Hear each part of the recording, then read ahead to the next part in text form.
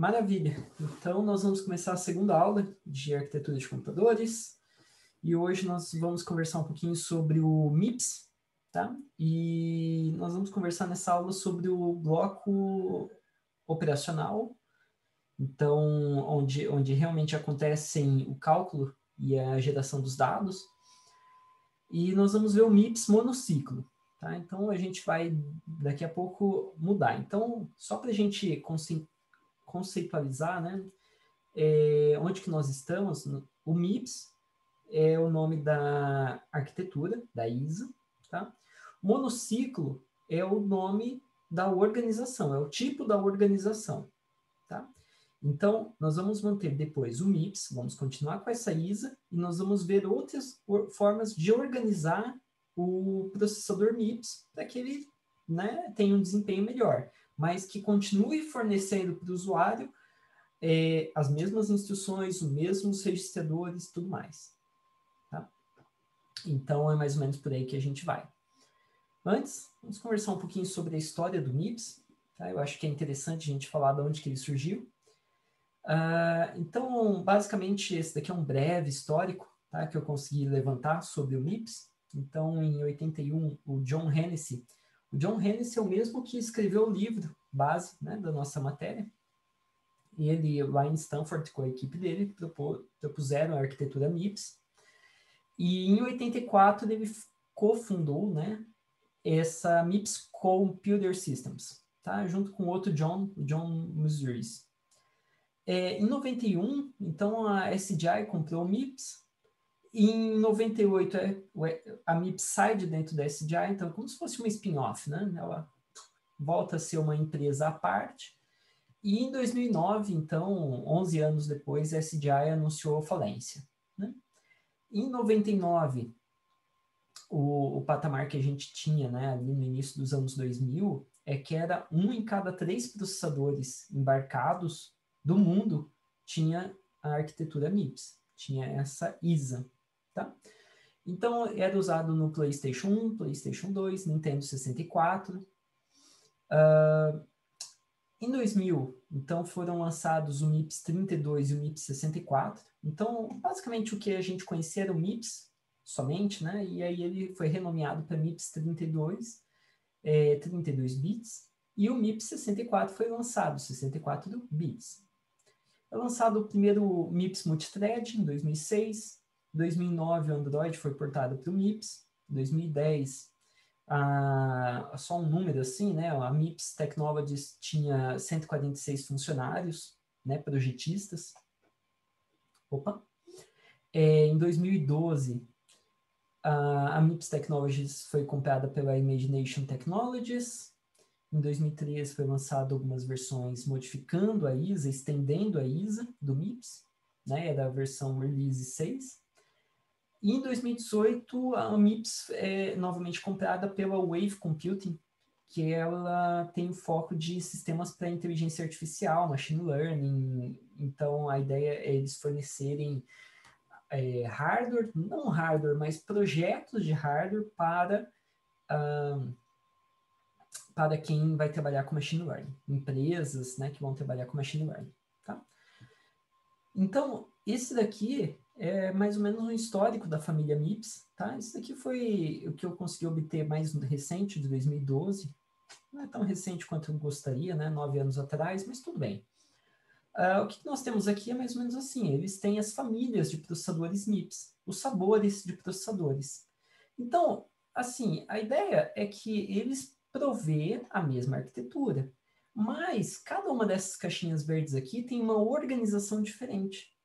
E essa organização ela pode trazer mais desempenho, mais velocidade, né? Ou ela pode trazer mais eficiência quanto ao consumo de energia. Tá? Então, a ideia é que às vezes eu não vou ter muito desempenho, mas eu vou ter bastante eficiência, né, de consumo de energia.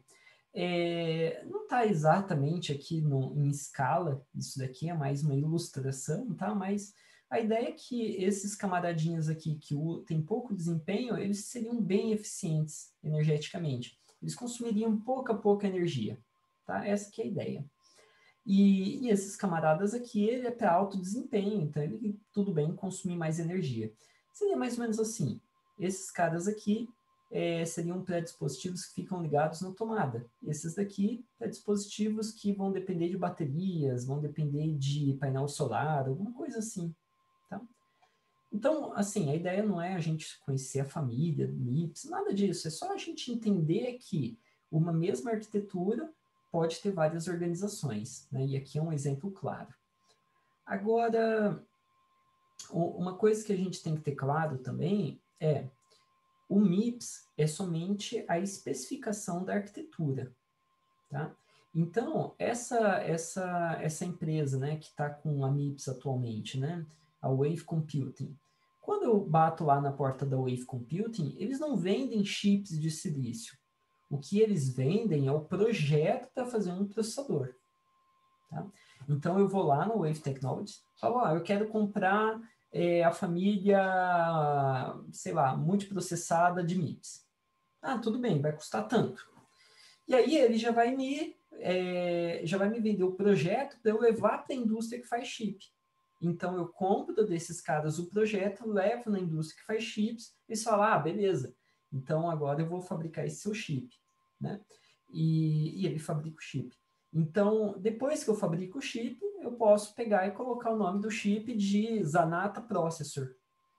O que o Zanata Processor ele executa? É uma arquitetura MIPS lá dentro. Mas ele tem 4 núcleos de processamento. Então, essa que é a ideia. Eu vou na MIPS e falo, olha, eu quero 16 núcleos de processamento, assim, assim, assado, que a aplicação que eu vou usar é essa. Eles vão lá, projetam para mim, eu compro o projeto, levo na indústria, eles fabricam. Tá? Então, a MIPS, a ARM, eles têm esse modelo de negócio. É diferente da Intel. Né? A Intel, ela faz o projeto e o chip. Né? Ela já tem, vamos dizer assim, ela tem toda a linha produtiva, a cadeia produtiva. O MIPS não. O MIPS é diferente. A ARM também é diferente. Tá? Então, já que eu falei do ARM, né? O ARM ele é um concorrente do MIPS. Né? Então, se a gente olhar os nossos celulares, provavelmente ele vai ter processadores que são ARM. Não, professor. O processador do meu celular é o Qualcomm Snapdragon, blá, blá, blá. Não. Se você olhar a ISA, você vai ver que a Qualcomm, que é quem mandou fazer os chips, tem uma arquitetura ARM dentro. Né? Então, eles foram lá na porta da ARM, pediram para eles fazerem o projeto de processador, foram lá na indústria de fabricação, fabricaram, estamparam o nome Qualcomm, Snapdragon, blá, blá, blá. Tá? Então, é um modelo de negócio diferente. Já o MIPS, então, se eu falar aqui de tablets, celulares, ARM, né, tá bem presente. Claro, a Intel também tem alguns celulares da Asus que tinha Intel, também tá ali. MIPS também você vai achar, tá? Mas o ARM, vamos dizer assim, que é o principal concorrente aqui, né? O principal player.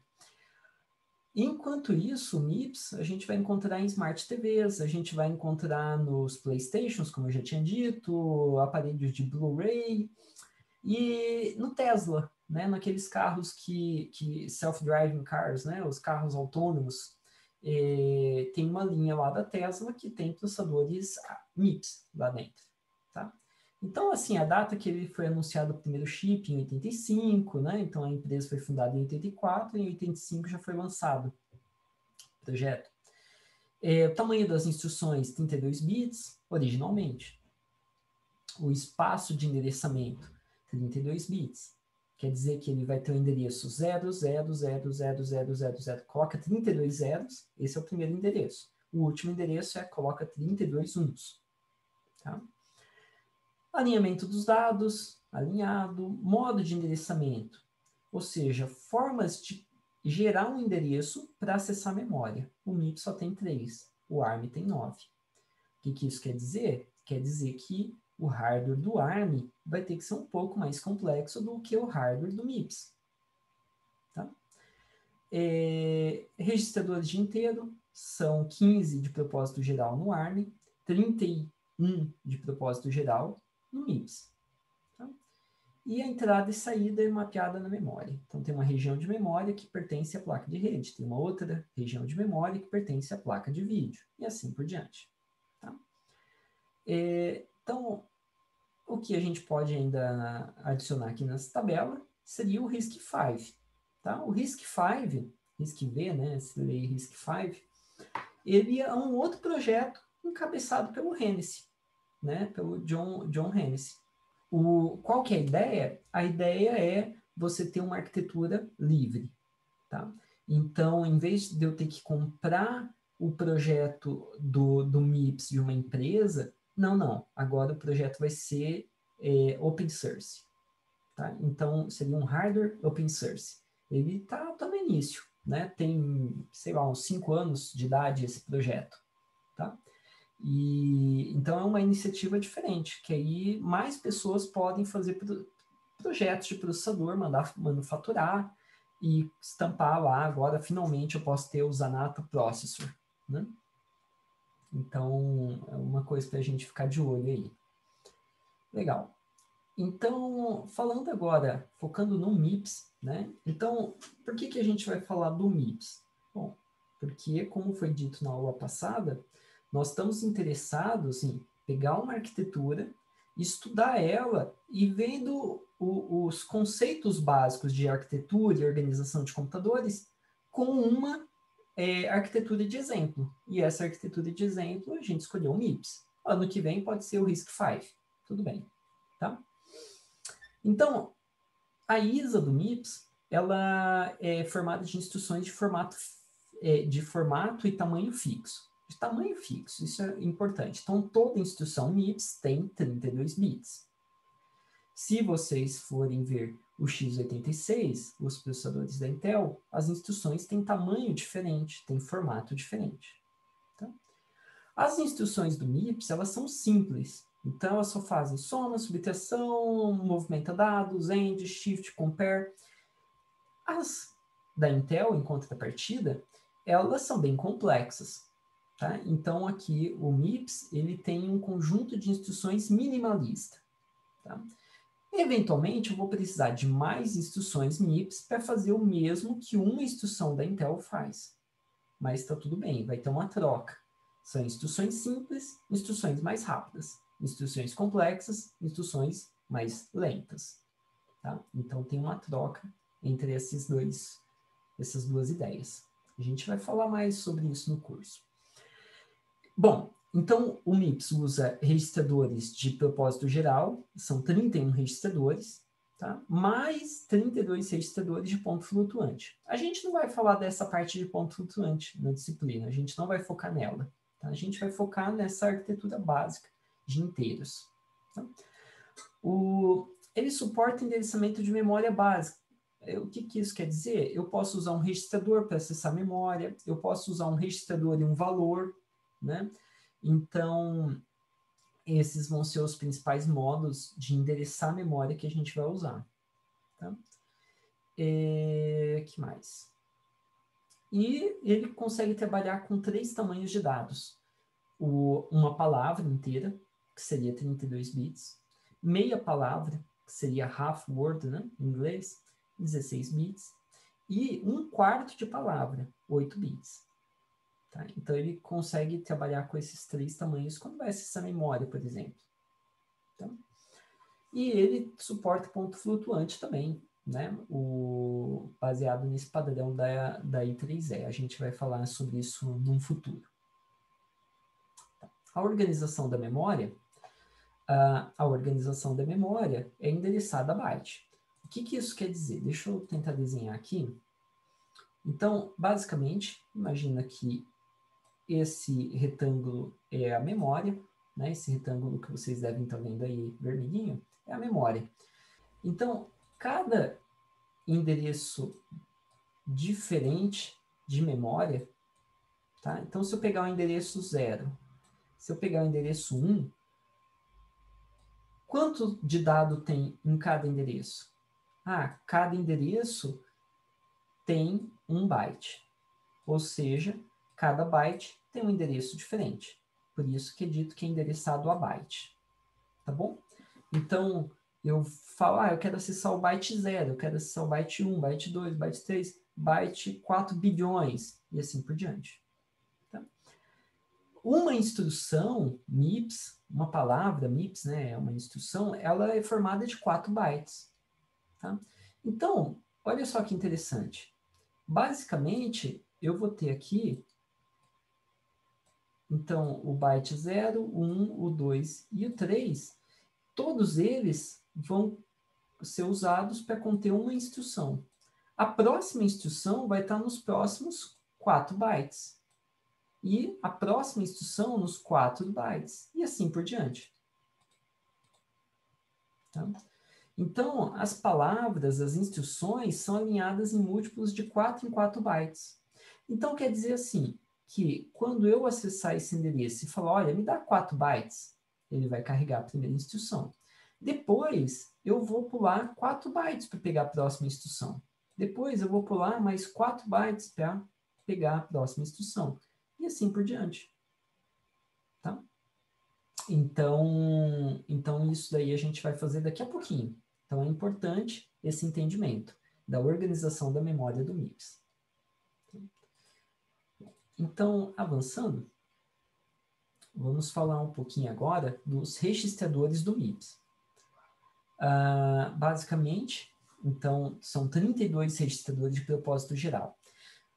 Professor, mas você acabou de falar que era 31, agora você está falando que é 32? Não, é que tem o seguinte, o registrador 0, ele sempre tem o valor 0. Então, não tem como usar ele de fato, não é um propósito geral, eu não posso escrever qualquer coisa. Não. Ele sempre está escrito 0. Se eu mandar escrever alguma coisa no registrador 0, na verdade, eu estou jogando fora o valor que eu estou escrevendo, porque ele não vai escrever nada. Tá? Ele sempre vai ficar valendo 0. Tá? Então, uma boa forma de jogar fora o resultado de um cálculo, seja lá por qual motivo que eu queira fazer, é mandar escrever no registrador 0. Não vai acontecer nada. Tá? Então, eu tenho os registradores 1 até o 31. Maravilha. Aí, nós temos assim, olha, imagina que eu estou executando um código, e o meu código executa uma rotina do código que vocês escreveram. Então, a gente tem que ter um padrão de conversa entre os códigos. Por exemplo, quando eu chamar seu código, o que ele vai fazer com os 31 registradores? Ele vai jogar fora e vai sobrescrever? Bom, se ele sobrescrever tudo, então antes de eu chamar sua rotina, eu tenho que salvar esses registradores. Não vai ser subscrito. Beleza, então eu não preciso salvar. Então a gente tem que ter um protocolo, um aperto de mãos, a gente tem que ter um acordo, né, para saber como fazer isso. Tá? Bom, a gente já vai falar desse acordo. O que mais que eu gostaria de falar é que são 32 registradores de ponto flutuante, que é o F0 até o F31. Tá? E ainda nós temos mais 2 registradores, chamado HI-LO. HI é de high e LO significa low, alto e baixo. Tá? Eles só são usados para multiplicação e divisão de números. Tá? A gente vai conversar um pouquinho quando a gente vê sobre ponto flutuante. Mas vocês têm que concordar comigo que se eu estiver multiplicando A por B, vamos supor que A tem 32 bits, B tem 32 bits, quando eu faço essa multiplicação, o resultado ele pode dar até um número de 64 bits. Né? Então, por isso, nós temos um registrador para guardar a parte baixa, que seria o low, e um registrador para guardar a parte alta, que é o registrador high. Tá? Ele só é usado para multiplicação e divisão. Tá? Na multiplicação, está explicado o que acontece. Na divisão, é diferente.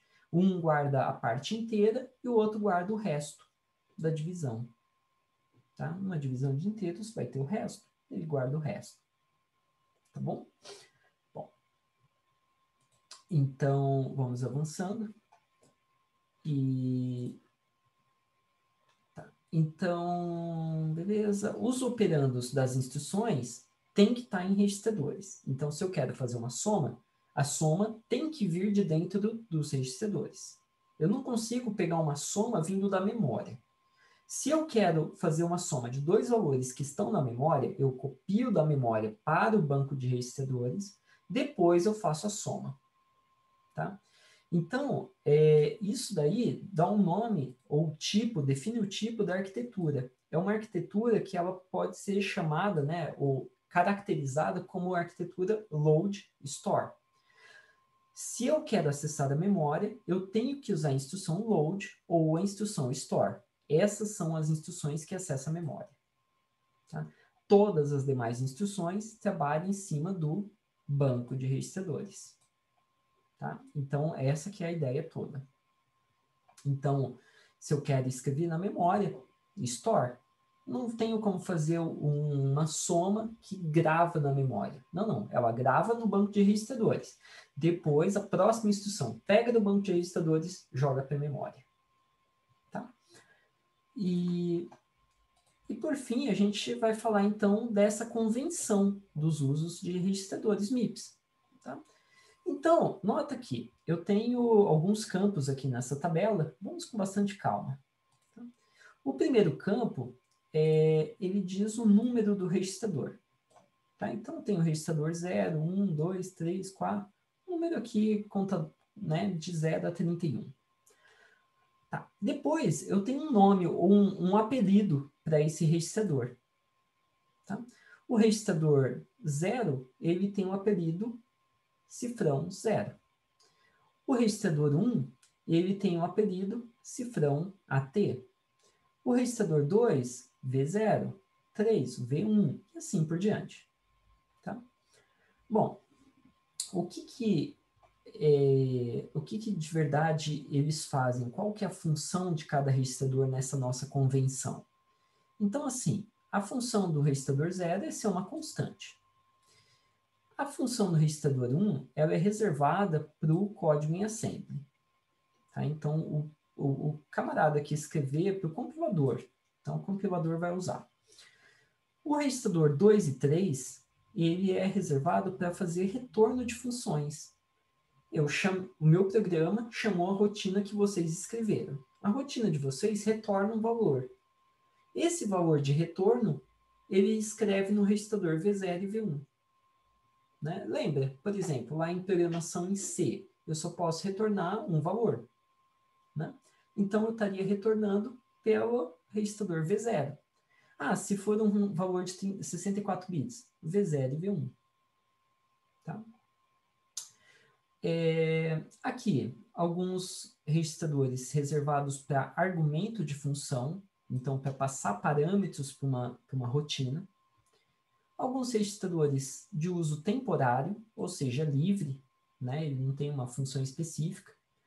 Nota que o T0, T1, T2, T3, T4, T7, T8 e T9 são todos temporários, mas eles não são contíguos na contagem de número dos registradores. Vai do 8 ao 15, depois 24 ao 25. Tem alguns registradores temporários que são salvos, tá?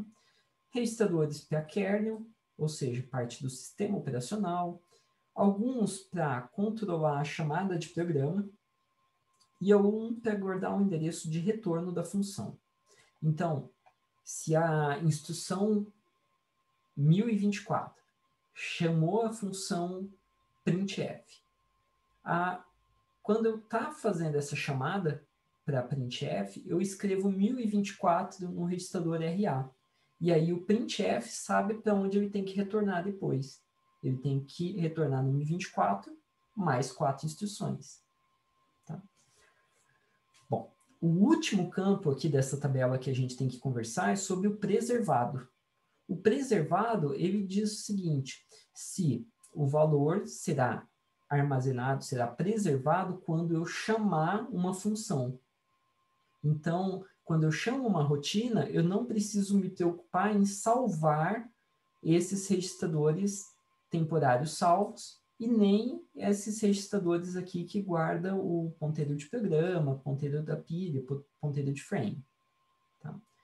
Então, eu espero que quando a minha função continuar executando, ela vai ter esses valores aqui inalterados. Já os temporários, eles não são salvos. Então, eu tenho que salvar antes de chamar a função. Antes de chamar uma função qualquer, eu tenho que estar guardando esses temporários na memória. Quando voltar ao programa, eu retorno esses temporários. Tá? Vocês vão ver muito mais disso lá em compiladores e em SO, sistemas operacionais. Tá? Mas aqui é só para a gente conversar um pouquinho. Lembra, a arquitetura está no limiar entre a arquitetura, entre o hardware e o software. Então, a gente tem que conversar um pouquinho sobre essa interface, tá? Entre o hardware e software. Beleza. Então, vamos avançando um pouquinho mais. Então, os registradores preservados não vão ser mudados durante chamada de funções e, bom, é mais ou menos isso daí, tá? Que eu queria falar dos registradores. Agora, vamos falar um pouquinho sobre como que usa esses registradores SP ou FP, tá? Então, basicamente, isso daqui vocês podem enxergar como sendo a memória disponível, tá, do programa de vocês. Tá? Então, o programa em C, ele tem esse espaço de endereçamento. Tá?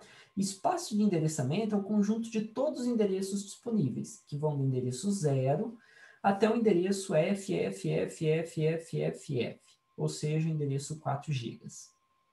Tá? Então, um programa 32 bits, né? Teoricamente, ele pode endereçar desde o endereço 0 até o endereço 4 GB. Tá? Ah, mas meu programa vai usar mais do que 4 GB de memória. Bom, se é 32 bits, não vai rolar. Tá bom? 64 bits, aí tudo bem. Maravilha. Um programa, né? Dentro do programa. Tá, então, o que a gente está olhando aqui é o endereço maior que eu tenho da minha memória. Então, aqui é o endereço 0 no topo, e embaixo é o endereço 4 GB. A partir do endereço 4 GB, quando eu chamo uma função do meu programa, e a primeira função que a gente chama no programa, um programa, por exemplo, escrito em C, é a função main. Essa é a primeira função. Essa função main, ela vai alocar um espaço de memória aqui no espaço de endereçamento. Tá? Esse espaço reservado para a função main é o que a gente chama de stack frame. Stack significa pilha e frame significa moldura. Tá? Então, é uma moldura na pilha de memória. Então, cada função que eu chamar no meu programa, eu vou alocar um novo frame, uma nova moldura para os dados que essa função usa, essa rotina usa. Tá? Então, essa pilha, né, de chamadas de função, ela vai crescendo. Ela vai crescendo. Tá? Bom, mas eu preciso saber, assim, qual que é o espaço usado atualmente. Né? Para que eu possa aumentar, eu tenho que saber qual que foi o último endereço utilizado. E quem me dá essa indicação de quem que foi o último endereço utilizado é o stack pointer. Então, o ponteiro da pilha. Tá? O ponteiro da pilha aponta aqui para o topo dessa pilha. Joia. O que acontece, então, durante uma chamada de uma rotina? Né? Vamos supor que o main vai chamar a função full, passando 2 argumentos. Como que funciona? Bom, em linhas gerais, ele vai colocar os argumentos, vai colocar o endereço de retorno, ou seja, qual que era a instrução que estava em execução, tá? Tudo isso ainda faz parte do stack frame da main, tá? E o que mais que vai acontecer? Bom, o que vai acontecer é que o full agora vai ter um espaço de memória alocado, tá? Então, eu não tinha falado sobre a base dessa pilha. E a base da pilha, ela tem um ponteiro, que é o frame pointer. Então, o frame pointer, ele aponta para a moldura de memória. Né? Então, olha só que inteligente isso daqui. Quando eu quiser retornar da função foo para a função main, quando eu chegar na instrução return, eu venho para esse endereço que a frame pointer está apontando. Frame pointer é um registrador, lembra, é um dos 32 registradores. Ele vai estar apontando para esse endereço aqui, ó, endereço de retorno. Eu venho aqui, pego o endereço de retorno e mando executar aquela instrução. E aí, eu sei, olha, eu passei quantos argumentos? Ah, passei 2. Então, o stack pointer, depois da chamada de função, fazer o retorno, o stack pointer dele vai voltar para cá e o frame pointer vai voltar para cá. Tá? Então, nota, se eu fizer uma chamada recursiva para outra função foo e outra, e outra, e outra, ele vai alocando aqui em cima. Tá? Agora, a pergunta que eu faço para vocês pensarem é, o que fica aqui dentro dessa área amarelinha aqui do foo? Bom, então, aqui dentro desse quadradinho amarelo vão ficar as variáveis locais. Ou o que a gente chama lá em programação, né, as variáveis do escopo daquela função, né, da rotina.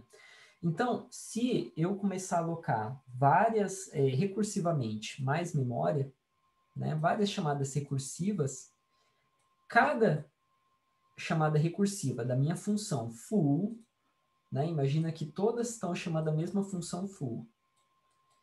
Cada chamada recursiva vai ter as variáveis locais aqui dentro. Tá? Então, dentro da função, eu falo, eu quero acessar a variável A. Tudo bem, ele acessa a variável A daquela chamada de função. Quando eu der o return, bom, aí ele sabe que ele agora está nesse outro contexto. Ou, né, está nesse outro escopo, está no outro escopo, e assim por diante. Tá? Então, o stack pointer vai aumentando conforme eu vou tendo chamadas recursivas, e o stack pointer vai atrás. O endereço de retorno vai sendo sempre colocado aqui na pilha. Caso tenha mais uma chamada, ele está salvo. Lembra? Tinha um registrador só para guardar o endereço de retorno, o RA. Se eu tenho várias chamadas, bom, não tenho o que fazer. Tá? O código binário, as instruções não estão guardadas aqui. Tá? Então, a pilha guarda dados, não guarda instruções. Tá? Então, dados das funções, das rotinas. Tá? Muito bem. Então, avançando um pouquinho. Tá, professor, você contou a história dos endereços 4 GB conforme eles vão decrementando. Então, eu contei a história até agora para vocês da pilha, que é isso daqui. Tá? Eu não contei a história do restante e dos endereços 0. Né? O que vai ficar lá dentro? Onde que está o binário? Onde está o executável? Né? Então, as instruções, elas estão aqui próximos ao início. Tá? Não são exatamente a primeira coisa, não é endereço 0. O endereço 0, ele diz algumas características do programa. Tá? Mas próximo do endereço 0, eu tenho o binário, eu tenho as instruções de fato. Soma, subtração, chama rotina, chama outra rotina, faz isso, faz aquilo. Está aqui no início. Depois do binário, eu tenho uma parte que são os dados globais ou dado estático. Tá? Então, as variáveis que eu declaro lá na linguagem C, fora do main, fora de qualquer função, as variáveis globais, elas estão aqui nesses endereços depois do binário. E depois começa o que a gente chama de heap. Tá? O heap é uma memória que vai crescendo dinamicamente conforme eu vou chamando os mallocs. Então, eu vou fazendo malloc de uma matriz X, ele vai alocar um pedaço de memória. Malloc da matriz Y, aloca mais memória. Malloc do vetor Z, ele aloca mais memória, e assim por diante. Ele vai crescendo para cá, enquanto o stack cresce no outro sentido. Tá? Os registradores de controle, os principais vão ser o PC, o stack pointer, o frame pointer. Né? E aqui eu tenho algumas coisas a mais que fazem sentido apenas para o sistema operacional. A identidade do processo, os recursos que estão abertos, arquivos abertos, sockets abertos e assim por diante. Tá? Mas o que eu queria, então, que vocês notassem é que nós temos o binário em uma região de memória, uma região contígua, né? E ele cresce do menor valor para o maior valor. Então, o binário está escrito do byte 0 para o byte 4 GB, em direção ao byte 4 GB, enquanto o stack é o contrário. O que acontece, né, quando a stack fica tão grande que ela bate aqui na heap? Né? É o que a gente chama de stack overflow. Tá? Então, eu fiz tantas chamadas recursivas que ele bateu aqui no heap. Tá? Então, dá uma falha, né? Aí o SO é chamado e tudo mais. Quase sempre o programa termina. Tá? O que acontece se o meu programa acessa um endereço que não faz parte da heap? Um endereço que está aqui no meio. Bom, se ele acessar um endereço que está aqui no meio, ele vai dar uma falha de segmentação. Ele não está no segmento de dados. Ele está acessando uma coisa que não foi alocada. Falha de segmentação. Tá? Então, tudo isso vocês vão ver mais em detalhes, mais na frente do curso. Mas é importante a gente saber alguns detalhes aqui. E o detalhe que eu gostaria de chamar a atenção para vocês nesse momento é que as instruções estão no início do meu espaço de endereçamento e elas crescem na ordem crescente. Tá? Do 0 para o 4 GB. Bom, beleza. Então, nós falamos brevemente da arquitetura MIPS. Tá? Então, agora nós vamos falar um pouco mais da arquitetura MIPS, mas focado no formato das instruções e nos tipos de instruções que existem lá dentro. Tá? Então, nesse sentido, as instruções todas têm 32 bits. Tá? Todas as instruções MIPS. Todas elas têm um opcode de 6 bits. Tá? Então, o que é opcode? Opcode é código da operação. Tá? Então, basicamente, eu vou ter uma tabela onde vai ter códigos e vai ter a instrução. Então, o código 0 faz soma, o código 1 faz subtração, e assim por diante. Tá? Quem me diz qual o código, qual operação é o upcode. Então, o upcode, basicamente, ele vai ser um índice para essa tabela de operações. Tá? Então, ele indica o que a instrução faz, basicamente. Ele indica também o formato da instrução. Então, eu poderia ter um campo extra aqui na minha tabela de instruções falando do formato. Né? O formato é o R, o I ou o J. Tá? E ele também me diz o modo de endereçar a memória. Se ele for acessar a memória, qual que é a forma que ele está acessando a memória? Como que eu calculo o endereço? Tudo isso está dito ali. Tá? Então, basicamente, para cada instrução, eu vou ter o código, eu vou ter o formato dela, e aqui eu vou ter detalhes de como executar essa instrução. Esses detalhes a gente vai ver na próxima aula. Tá? Joia. Então, os formatos diferentes, eles condizem com esses 26 bits que sobraram aqui. Por quê? 6 bits é de opcode. Agora, o restante dos 26 bits, né, para completar 32, eles vão variar o significado desses bits de acordo com o formato da instrução. Tá? Então, a gente vai olhar brevemente isso daqui. Então, o primeiro formato de instrução mais comum é o formato R. Tá? O formato R é de registrador. Quer dizer que são instruções que basicamente fazem operações com registradores. Tá? Então, nota que eu tenho 3 campos que me indicam registrador. RS, RT e RD. Tá? Então, nota, quantos registradores eu tenho no MIPS? No MIPS, eu tenho o registrador 0 até o registrador 31. São 32 ao todo, não é isso? 31 mais 0, 32. Jóia. Então, o que esses campos me dizem? Eles vão me dar endereços para um desses registradores.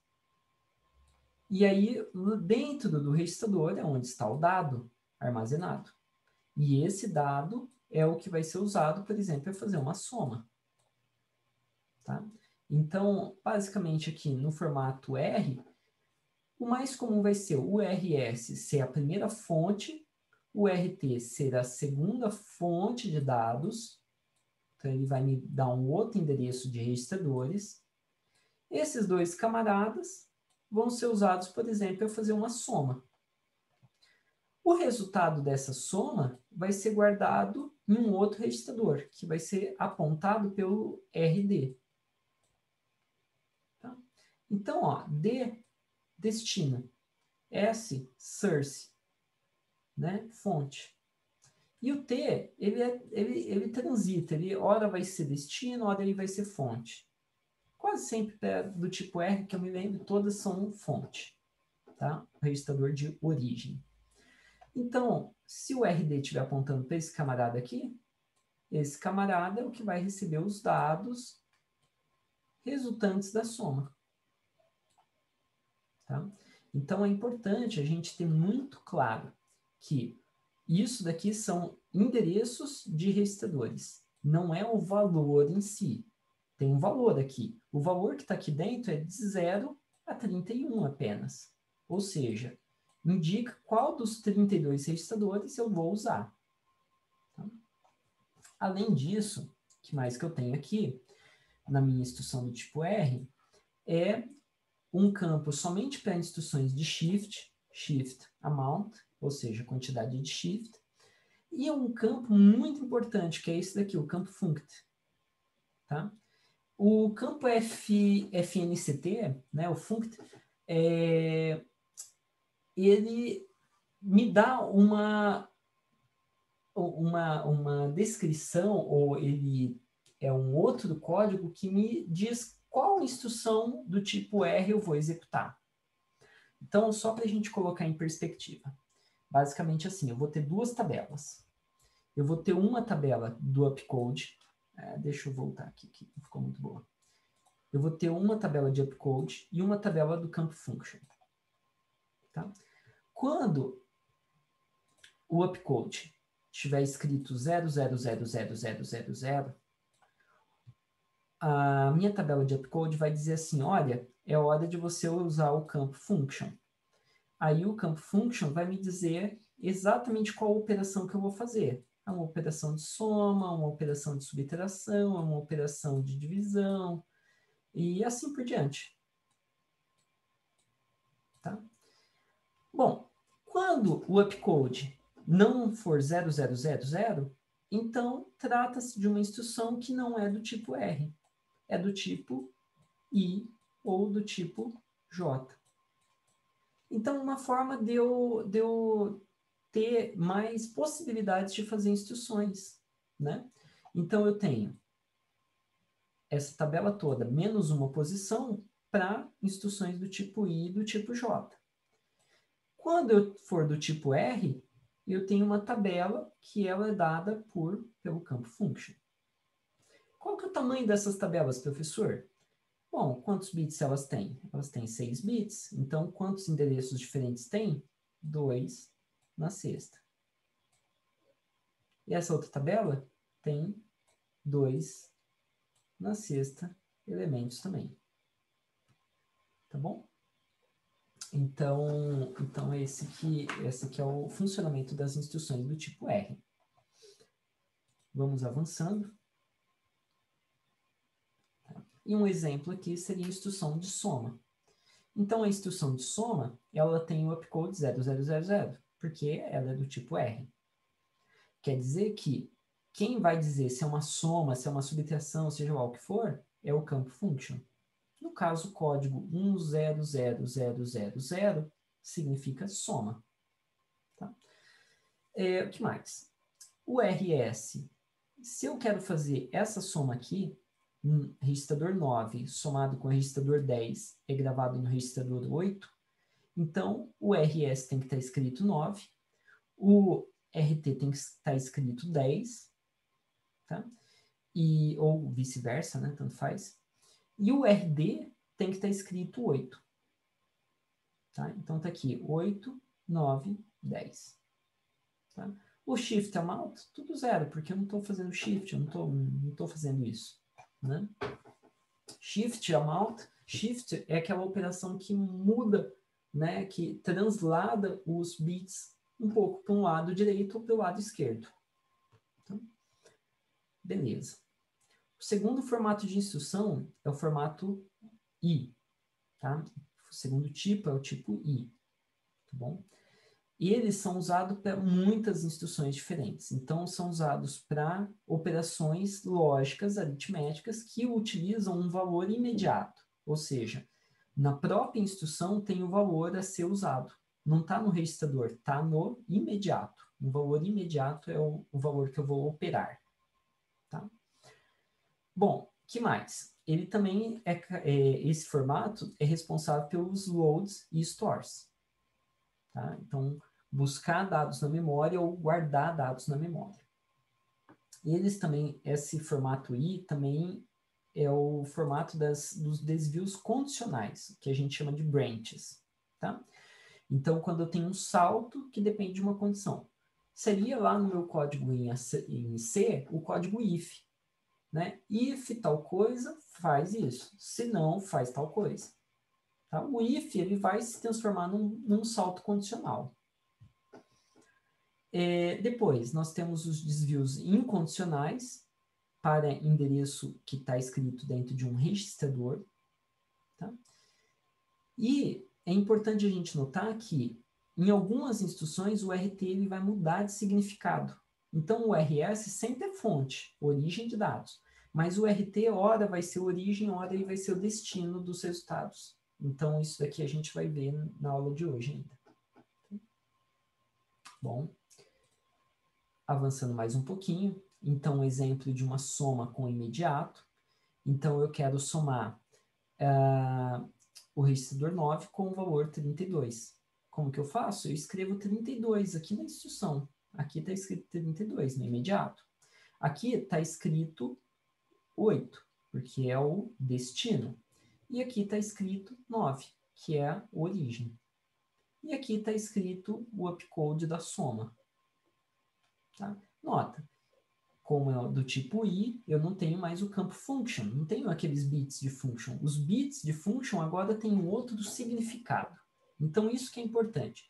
Quando eu pego uma instrução na mão, eu pego 32 bits na mão, eu tenho que saber olhar o upcode primeiro para saber qual que é o tipo da instrução. Sabendo o tipo, eu sei o significado daqueles bits. Senão, eu não sei o significado deles. Eles podem, cada hora, dizer uma coisa, ou imediato, ou function, ou seja lá o que for. Então, o upcode, ele é a chave desse quebra-cabeça. Tá? A instrução de load, ou seja, busca da memória, tá? A instrução de busca da memória, ela faz o seguinte, o endereço de memória que eu acesso é formado pelo RS, então eu pego, acesso o banco de registradores no valor da RS, tenho os dados.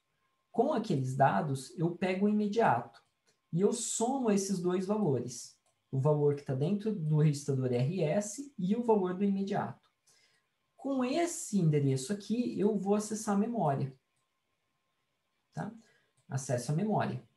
O que a memória jogar para mim de dados, eu vou guardar num registrador dado pelo endereço RT. Então, eu estou escrevendo no registrador RT. Tá? Indicado pelo campo RT. Tá? Então, olha só que interessante. O imediato foi origem, o RS foi origem, o RT foi destino. Agora, eu vou manter o desenho e vou avançar o slide. O que a gente vai ver agora são as instruções de store, tá? Então, ele está fazendo a gravação na memória de uma palavra, por isso que é o W, é de um word. Tá? Quando eu estou fazendo isso, mudou totalmente o significado. Por quê? O endereço vai ser dado pelo imediato mais o RS. Agora, uma operação de store não tira nada de dentro da memória. Ela guarda para dentro da memória. Então, agora, o que eu estou fazendo é isso, ó, é o caminho inverso. O RT, que antes era o destino, agora ele não é mais o destino. Ele é a origem dos dados a serem escritos na minha memória. O endereço é calculado do mesmo jeito. RS mais imediato. Tá bom? Vamos avançando mais um pouquinho. Vou limpar aqui. Tá. Mais um tipo de instrução I que a gente vai ver aqui, que a gente vai dar foco no curso, né? É a instrução de salto condicional. Tá? E a instrução de salto condicional é a mais complexa de todas. Tá? Então, assim, qual que é a ideia da instrução de salto condicional? É a seguinte, eu vou pegar o registrador, o dado que está dentro do RS e o dado que está dentro do RT. Então, o RS aponta para o endereço no banco de registradores. Eu acesso aquele endereço. O RT me dá outro endereço, acesso outro endereço do banco de registradores. Então, o banco de registradores agora está me dando dois dados. Não é isso? O que eu faço? Eu verifico se esses dois dados são iguais. Tá? Se esses dois dados forem iguais, tá? Eu vou fazer um salto. Tá? Então, se a saída desse comparador for verdade, sim, eles são iguais, eu vou fazer um salto. O que significa um salto? Significa que, longe daqui, o meu processador estava executando uma instrução, depois a outra, depois a outra, depois a outra, depois a outra. Quem diz qual que é a instrução que meu processador está executando é um registrador chamado PC. Então, ele aponta para a instrução, tá? O contador de programa. Se os dois valores dentro do DRS e dentro de RT, né, os que saíram aqui do banco de registradores, se eles forem iguais, então o PC ele vai ser atualizado. Tá? O PC ele não vai receber PC mais 4 para ir para a próxima instrução. Ele vai receber uma coisa diferente. Ele vai receber isso daqui tudo. Ele vai receber PC mais 4, mais branch address. O branch address é o imediato multiplicado por 4. Então, eu pego esse imediato, multiplico ele por 4 e somo com PC mais 4. Desculpa a minha letra horrível aqui. Somo com PC mais 4 e essa soma é a que é guardada aqui no PC. Quer dizer que ele vai fazer um salto. A próxima instrução vai ser longe dali. Pode ser longe dali que ele vai executar. Tá? Então, ele faz esse salto aqui nas instruções. Tá? Professor, mas fazer uma multiplicação ali é uma boa ideia, hein, professor? Né? Parece que não é uma péssima ideia, porque parece complexo fazer uma multiplicação por 4, depois soma mais 4, depois é uma loucura isso. Então, eu queria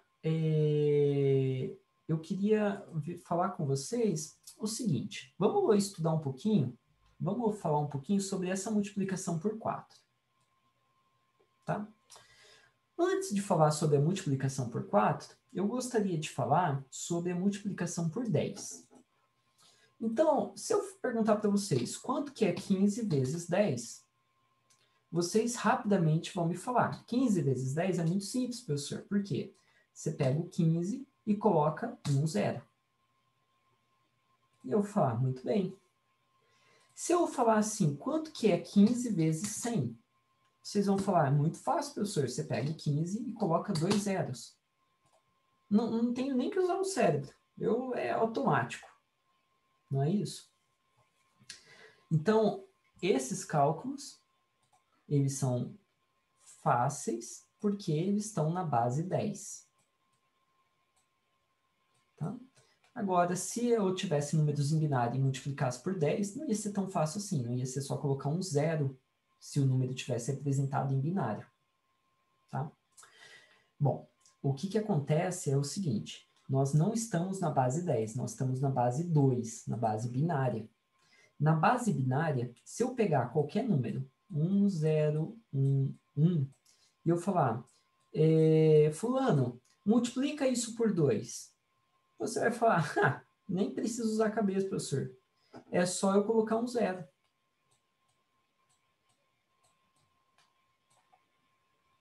Tá? Então, basicamente o que eu fiz foi uma operação de shift para a esquerda. Eu shiftei uma posição e adicionei um zero. Lembra, quando eu multipliquei por 10, era um zero. Quando eu multipliquei por 100, era 2 zeros. Mesma coisa. Quando eu multiplico por 4, eu coloco 2 zeros. Se eu multiplicar por 8, eu coloco 3 zeros. Se eu multiplicar por... e assim por diante. Tá? Então, vem lá da ideia, lá de circuitos que vocês viram, quanto a base binária. Tá? Vem dali. Então, a multiplicação por potência de 2 em binário é muito fácil. Eu só tenho que inserir zeros. Tá? Então, essa multiplicação por 4, basicamente, o que eu vou fazer? Eu vou colocar 2 zeros. Tá? Então, eu vou estar inserindo 2 zeros aqui no final. Ó. 0, 0. Então, eu pego aqui, vai ter agora 18 bits. Com esses 18 bits, eu somo PC mais 4 e eu guardo dentro de PC. Não ficou muito difícil de fazer, né? Eu só tenho que ligar ao zero, ao ground, né? Ao terra do meu circuito. Eu vou ter esses 2 zeros lá. Tá? Então, a ideia é que seja algo muito fácil de ser feito. Então, multiplicação de potência de 2, se eu estou na base binária, muito fácil. Tá? Joia, joia. Por que eu uso PC mais 4? Tá? Então, o PC mais 4, esse camarada aqui, ele poderia ser só PC mais branch adders. O que acontece? Quando eu estou pensando na arquitetura, se eu conseguir pensar também no hardware, vai ser legal, porque eu vou conseguir fazer algumas otimizações. E esse é um caso de uma otimização que, olhando para o hardware, ele faz sentido. Porque é mais ou menos assim, todo momento eu faço PC receber PC mais 4. Todo momento isso daqui ocorre. PC, PC mais 4, PC, PC mais 4. Ou seja, lembrando, na minha memória, cada instrução ocupa 4 bytes. Então, para eu ir para a próxima instrução, eu tenho que pular de 4 em 4 bytes. Não é isso? Então, o PC mais 4 é por conta disso, para pegar a próxima instrução, próxima instrução, próxima instrução. Então, eu deixo ele sempre fazendo isso, PC mais 4, PC mais 4, PC mais 4. Algumas vezes, eu vou lá e aproveito que já tenho o PC mais 4 e faço branch adders. Então, quer dizer mais ou menos assim, que o branch, o imediato aqui, o que ele está me dando, no caso do desvio condicional, ele está me dando quantas instruções eu quero saltar. Então, eu quero saltar 10... Opa! Deixa eu pegar aqui. Eu quero saltar 10 instruções. Tudo bem. Se eu quero saltar 10 instruções, eu tenho que ajustar qual que é o byte referente a 10 instruções. Então, 10 instruções para frente quer dizer 10 vezes 4 bytes. Então, eu passei de instruções para bytes. E aí, eu sempre faço PC mais 4, sempre faço PC mais 4. Beleza, eu vou somar aqui. Então, com isso, o PC já vai estar apontando para cá. Eu consigo saltar ainda mais longe, uma instrução mais longe. E eu me aproveito desse fato dele sempre estar fazendo PC mais 4, PC mais 4, PC mais 4. Tá? É um casamento ali, tá? De vários motivos legais. Professor, eu poderia criar minha arquitetura que faz o salto PC só com endereço de branch? Claro, claro. Esse daqui a gente está vendo MIPS. Pode ser que o RISC-V não seja assim. Tá? Muito bem. Então, vamos avançando e nós vamos chegar no último formato de instrução, tá? E é o formato do tipo J. Tá? Então, só retornando, né, aqui, então, sim, se eu quiser pular 10 instruções, eu tenho que computar que eu já estou com o PC mais 4. Tá? Então, vamos aqui para o próximo tipo de instrução do tipo J. Tá?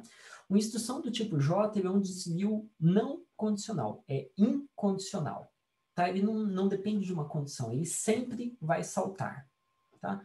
Um exemplo de uma instrução que sempre salta é quando eu faço uma chamada de uma função, de uma rotina. Então, imagina só, eu estou executando minhas instruções e daqui a pouco eu tenho uma chamada para a função printf. O que essa chamada faz? Ela vai para um outro trecho de código, onde está o printf. O que eu acabei de fazer é uma chamada de função. Uma chamada de função eu posso ver como sendo um salto incondicional. Ele sempre salta. Tá? Eu vou ter ainda um outro salto que é para retornar para cá, quando tiver o return. Esse também não depende de uma condição. Ele chegou no fim da função, ele retorna para quem chamou. É outro salto incondicional. Claro que nesses casos aqui, pode ser que ele vai ser dado pelo registrador, né, o RA, que vai me dizer o retorno. Tá?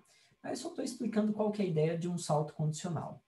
Tá? Os saltos condicionais também são utilizados para fazer for, para fazer if.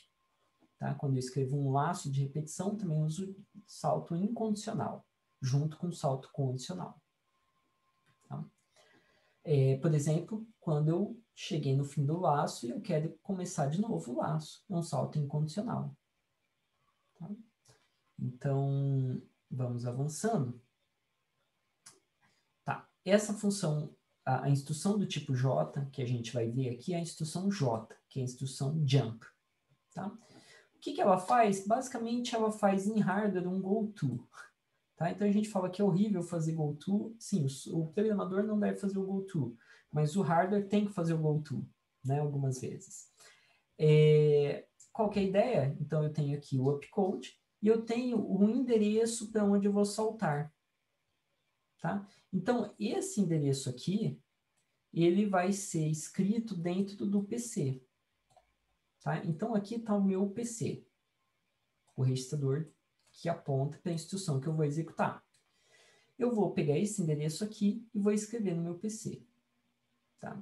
Nota que ele faz o goto para o address constant, ou seja, uma constante, porque está dado aqui.